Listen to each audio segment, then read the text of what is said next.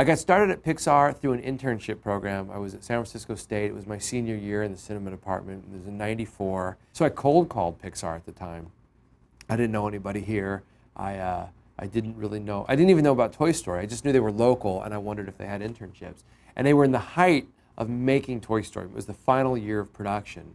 So they, in sort of a panic, said, well, can you come down tomorrow? I love my job. The thing I like most about it is we have a really cool group of people here. It's more like a family than it is a business. And I've grown up here, since I've been here since '94, so I feel like this is I work with my best friends. So you just have these great bonds and these great relationships with everybody, and we all share the same passion. We love making films. We love the films that we make. What animation does well is it strips down everything to just its core. So it's like a great caricature. If you see like a photograph of Lucille Ball, and then you see like a Hirschfeld drawing of Lucille Ball. You know what I mean? There's this weird thing that happens where the caricature looks more like her than the photograph, you know?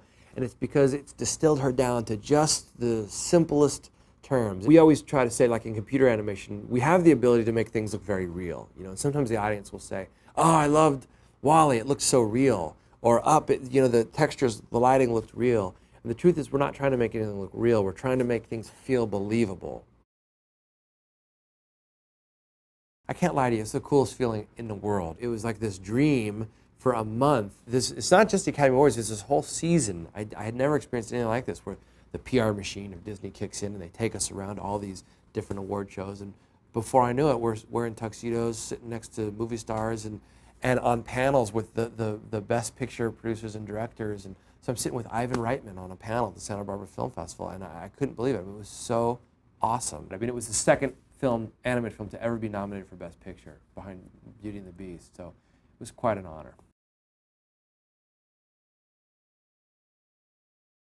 Going to San Francisco State was like the great stepping stone into my career. And the thing I like to talk about is that it made me feel like, oh, there's a brethren out there. There's people that feel the way I do about film, that are passionate about it, that want to work in it. You have the luxury of exposure at school. I mean, one of the great treasures for me was the script library.